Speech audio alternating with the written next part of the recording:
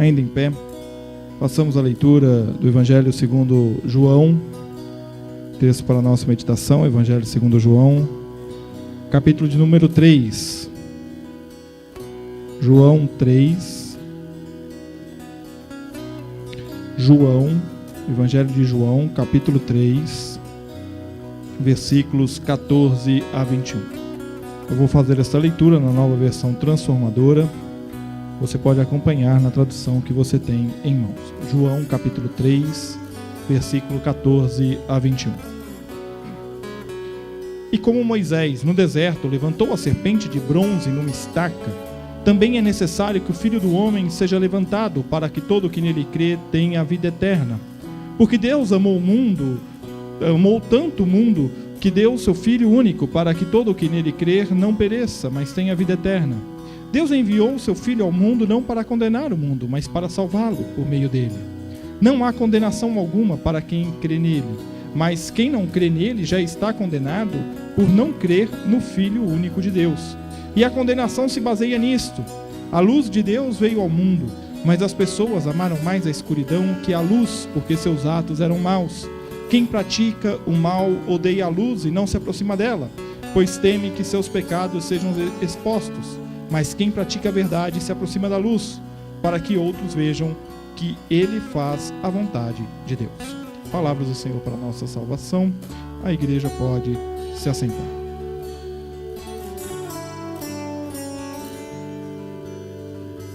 Estamos trabalhando neste mês de março com o tema Unindo Vidas, que é o tema do nosso ano aqui na igreja.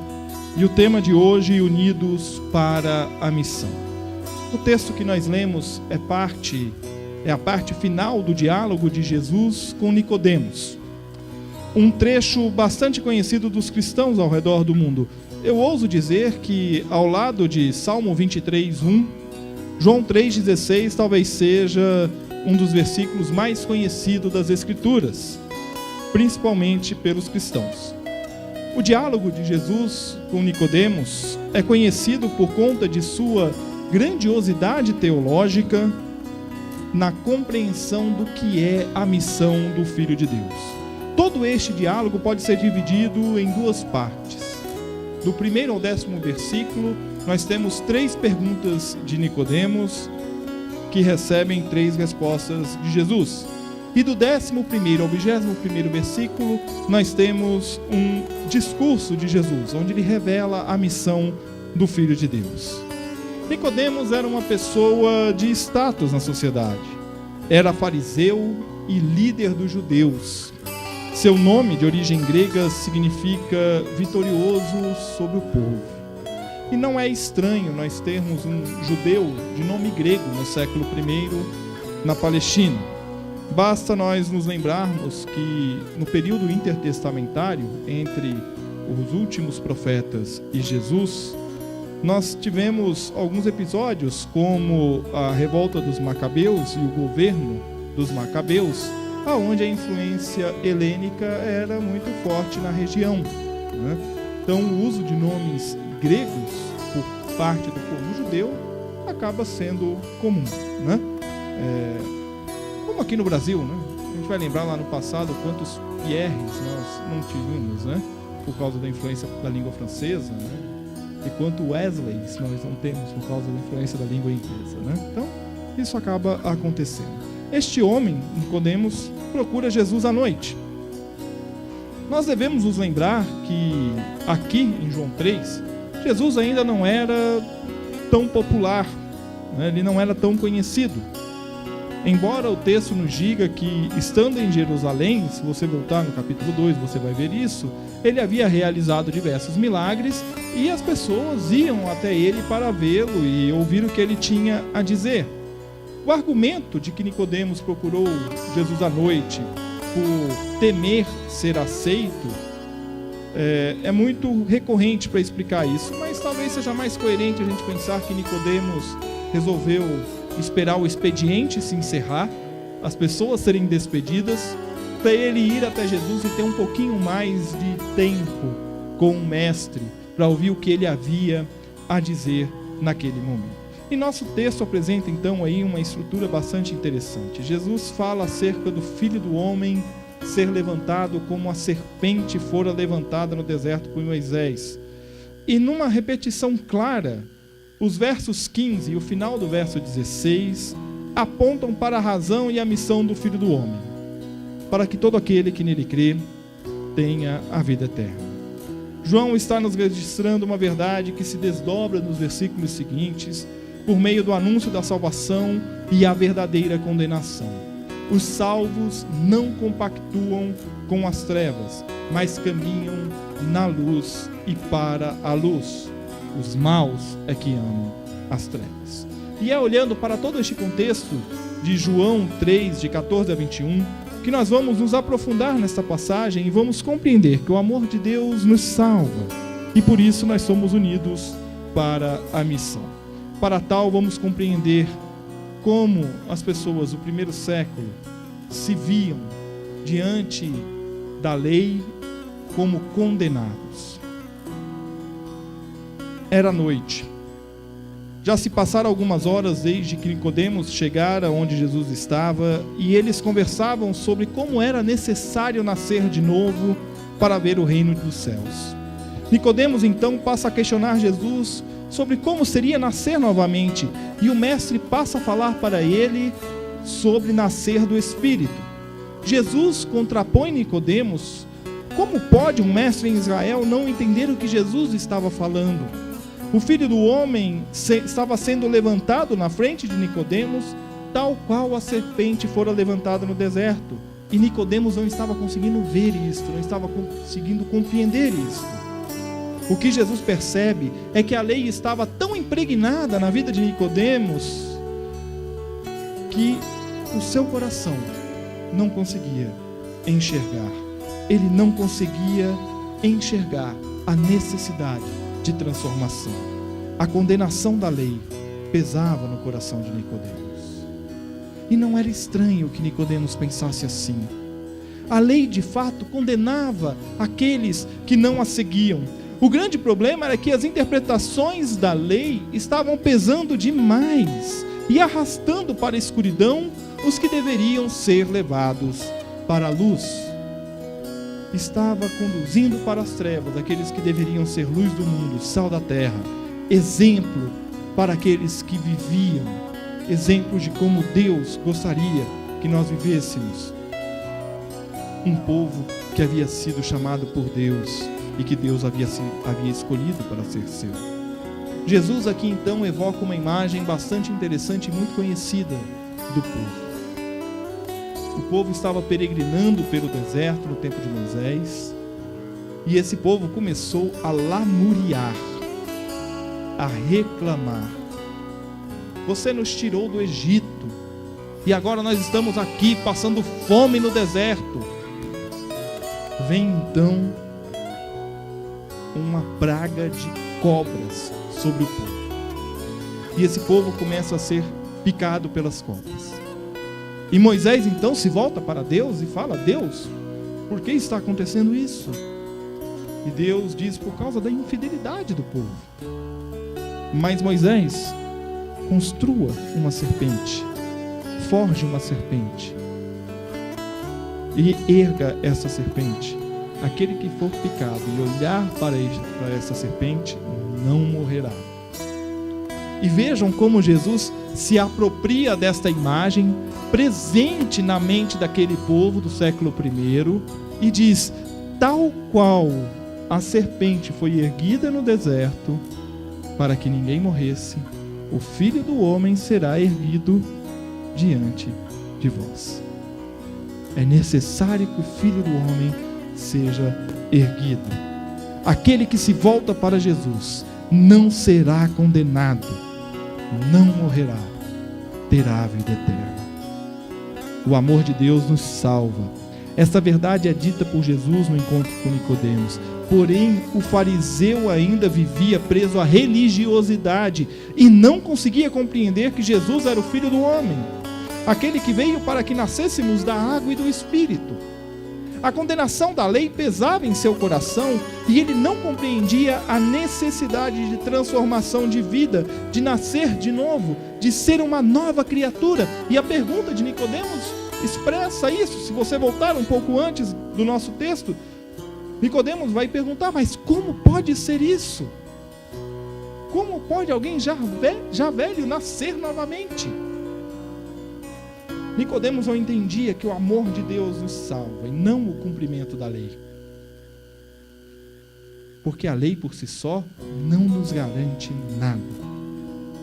Mas não apenas Nicodemos e o povo do século I vivia condenado pela lei.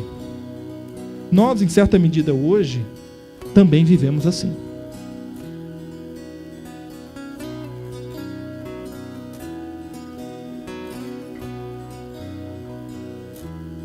Você deve conhecer alguém que tenha deixado a igreja, e o motivo pelo qual ela tenha deixado a igreja são os mais variados. Desde a falta de tolerância com os irmãos, até o esfriamento da fé.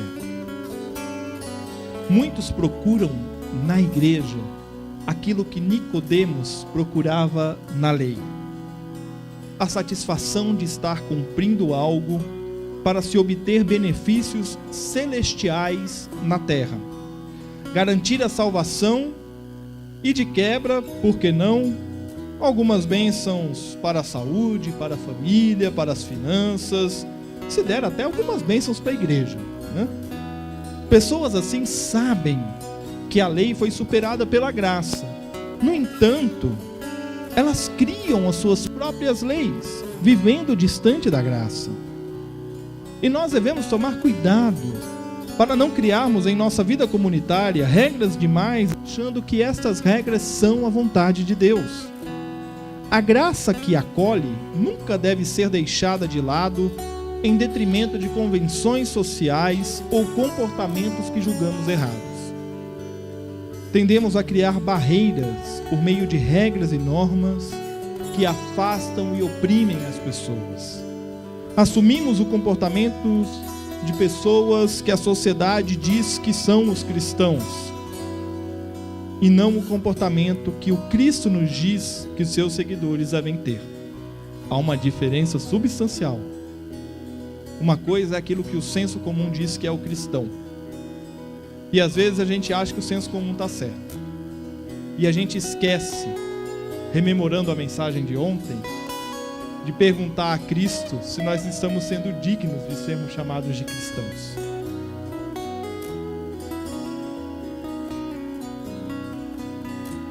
Em outras palavras, muitas vezes nós somos cristãos de vitrine, não de coração.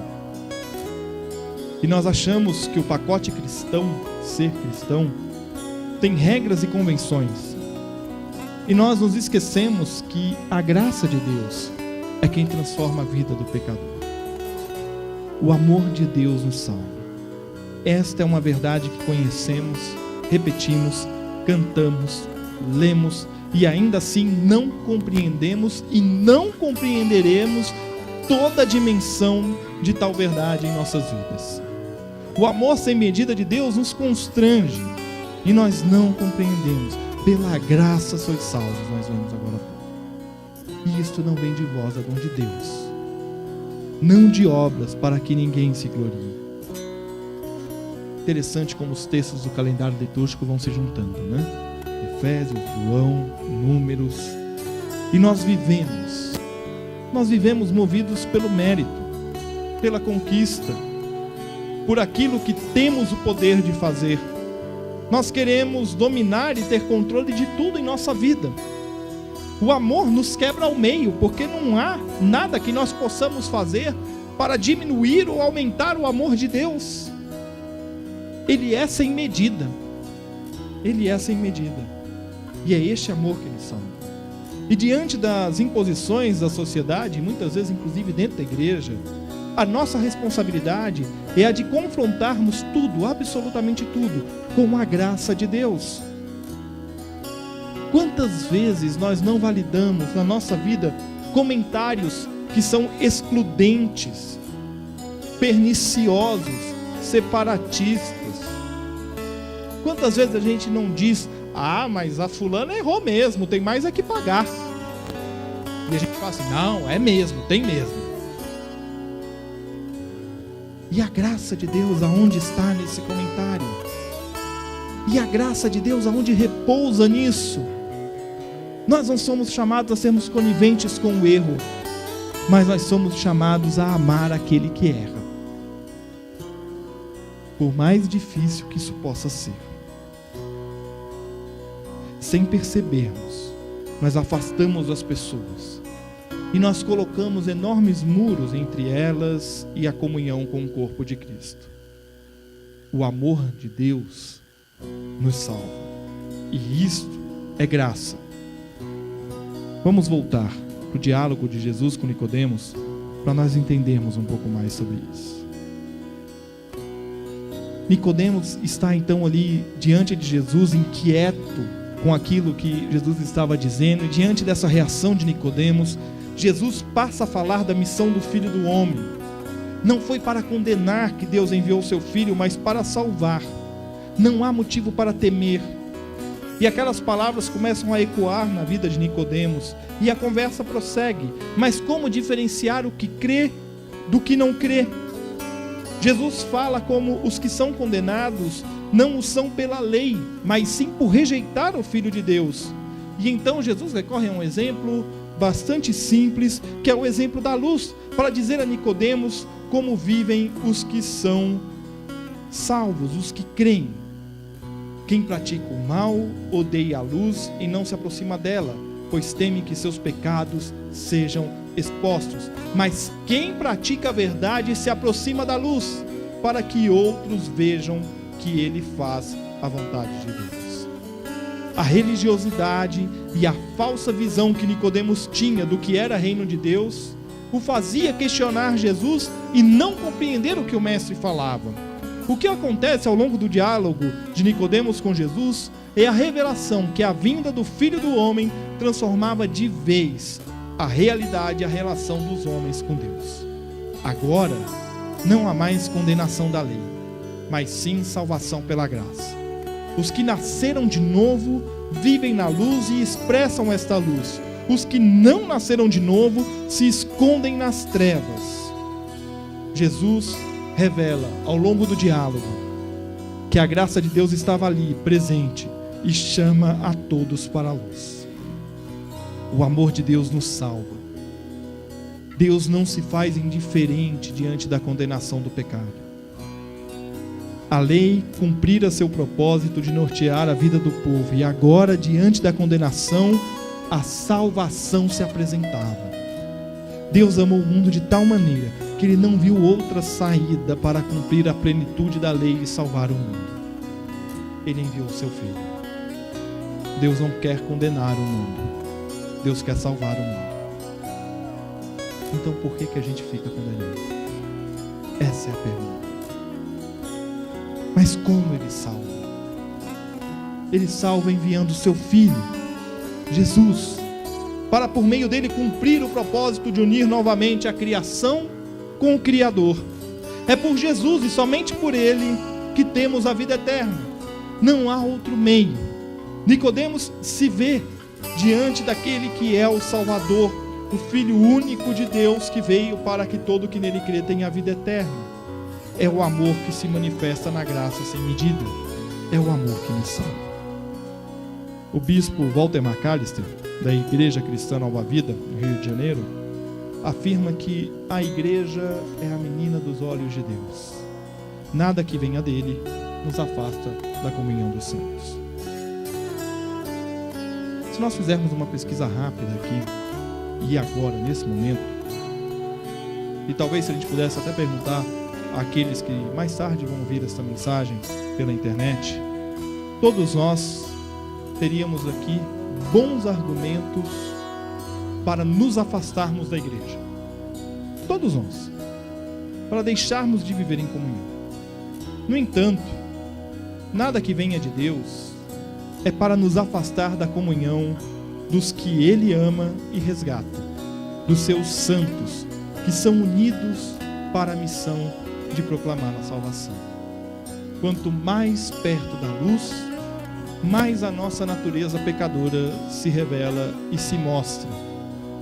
E isto não só diante de Deus, diante de todos. Quem pratica o mal, disse Jesus, odeia a luz, pois teme que seus pecados sejam expostos. E diferentemente de quem pratica a verdade, porque quem pratica a verdade se aproxima da luz, para que os outros vejam que ele faz a vontade de Deus. E o que é fazer a vontade de Deus? É expor diante do Pai o seu pecado, para que Ele, por meio do poder do Espírito Santo, transforme a sua vida e coloque diante de todos como fruto da graça de Deus. Antes eu mentia, agora eu minto bem menos, e um dia eu não vou mentir. Por quê? Por mérito meu? Não, pela graça de Deus. Antes eu trapaceava, antes eu tirava vantagem em tudo. Agora eu não faço mais isso, porque isso foi exposto à luz. E Deus, pela sua graça, não olhou o que estava só exposto à luz. Ele olhou para a minha vida e disse: venha, o sangue do Cordeiro te lavou. Isto é andar na luz. A graça de Deus nos une na missão de proclamarmos a salvação em Cristo Jesus. O amor de Deus nos salva, e Deus derrama sua graça sobre nós e nos coloca diante de uma sociedade corrupta e perdida. E o que nós devemos fazer? Condenar o mundo? Perde-se muito tempo condenando o mundo. Deus não enviou seu Filho para condenar o mundo, mas para salvá-lo. E nós precisamos ter consciência disso como povo de Deus. Deus nos ama e não nos quer que nós sejamos arrastados para as trevas, mas Ele quer que nós saiamos de lá, como diz o hino, brilhando ao nosso Deus. Deus não nos chama para julgar, Deus nos chama para proclamar a salvação. Deus não enviou seu Filho para nos separar, Deus enviou seu Filho para nos unir como corpo de Cristo na missão e para a missão. Nós temos o privilégio, como salvos em Cristo Jesus, de proclamar a mensagem da salvação, de que Deus amou tanto o mundo, que deu seu Filho único para que todo que nele crer não pereça, mas tenha vida eterna. Deus enviou seu Filho ao mundo não para condenar o mundo, mas para salvá-lo por meio dele. Nós conhecemos esta verdade, nós somos capazes de repetir este versículo infinitas vezes sem errar, mas nós vivemos esta verdade. Ele nos amou, não só a cada um de nós, mas Ele amou o mundo a ponto de dar seu Filho por amor a nós. O amor de Deus nos salva, e por Ele nós somos unidos para a missão. Concluindo, o amor de Deus nos salva, e por Ele nós somos unidos para a missão. Grave isso no seu coração. A igreja não pode ser um lugar de pessoas perfeitas, mas é o lugar perfeito para as pessoas erradas. O motivo de sermos igreja não está em consertarmos o mundo, nem em tornarmos o mundo. Não sei se está com o microfone ligado, está chiando. O motivo de sermos igreja não está em consertarmos o mundo, e muito menos em tornarmos o mundo mais parecido com a igreja. Nós não somos igreja para isso. O motivo de sermos igreja é proclamarmos a salvação em Cristo Jesus. É mostrar ao mundo que a vida não é o que está sendo anunciado e vendido por aí como sendo vida, mas sim a vida verdadeira, só Jesus pode dar. Unidos para a missão, é assim que nós devemos viver como corpo de Cristo. E não importa o que façamos, nosso propósito é envolver todas as pessoas da igreja na realização de nossas atividades. Nós falamos isso com a liderança, na reunião da liderança do mês passado.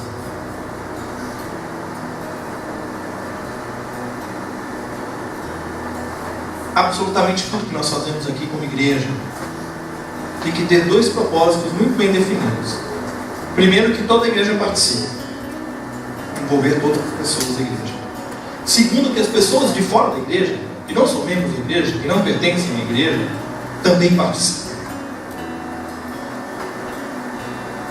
Se a gente pudesse simplificar, eu diria o seguinte: quando nós cultuamos, quando a gente promove um evento de arrecadação de recursos para a construção, quando nós fazemos um dia de faxina geral, como a gente fez, quando nós promovemos uma cantina no final do culto para arrecadar recursos para a obra, tudo, absolutamente tudo, não importa. Quando nós juntamos os nossos jovens numa atividade de sábado à noite, não importa, tudo, absolutamente tudo deve ser feito, tendo em mente como essas atividades nos auxiliarão na proclamação do reino de Deus àqueles que se encontram nas trevas. Nós um dia andamos pelas trevas da vida. Um dia a minha vida e a sua vida foi escuridão. Lembre-se disso. Hoje nós somos luz em meio às trevas existenciais das pessoas que nos rodeiam. Uma luz solitária não pode muito em meio à imensa escuridão. Mas quando uma luz se junta a outra, e se junta a outra, e se junta a outra, as nossas luzes unidas brilharão a mensagem da salvação. E o desafio é nós nos unirmos. A construção do novo templo é um desafio enorme para a nossa comunidade. E o maior desafio, eu quero te dizer isso com todo o coração, o maior desafio não é erguer as paredes do templo, não é colocar os acabamentos, piso, forro, iluminação, os bancos, não é a gente arrumar um sistema de som perfeito, uma iluminação adequada, os melhores móveis. Esse não é o maior desafio. O maior desafio não é nós termos materiais de qualidade. Esse não é o maior desafio. O nosso maior desafio é que cada um de nós se torne uma luz a brilhar a graça de Deus no mundo de trevas. Esse é o nosso maior desafio. Porque nós podemos construir o mais belo dos templos,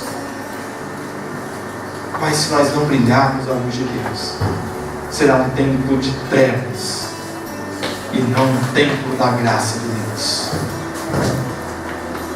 Unidos, nós teremos como cumprir a nossa missão. Porque ser cristão não é ser solitário, é ser comunidade. Comum, unidade. E viver em comunidade é proclamar juntos o Evangelho da Salvação. No início do ano, eu entreguei ao Conselho da Igreja um pré-projeto, aquilo que a gente sonhava para a igreja nesse ano de 2018. E ali eu pontuei o seguinte: a IPI do Clube tem o propósito de unir a vida das pessoas com Deus e, como consequência dessa união com as pessoas, pessoas unidas trazendo pessoas para conhecer a Deus. Sintetizando, unindo vidas. Esta é a nossa missão. Nós temos hoje o desafio de fazer brilhar a nossa luz diante dos homens. Existe uma canção bastante tradicional chamada Minha Pequena Luz, Eu Vou Deixar Brilhar. Que o meu desafio para você hoje é que você pegue a sua pequena luz e, por maior que seja a treva que esteja ao seu redor, que a sua luz brilhe.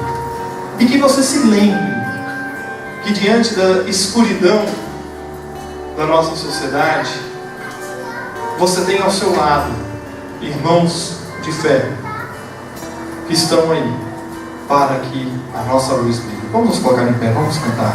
Minha pequena luz, eu vou deixar brilhar.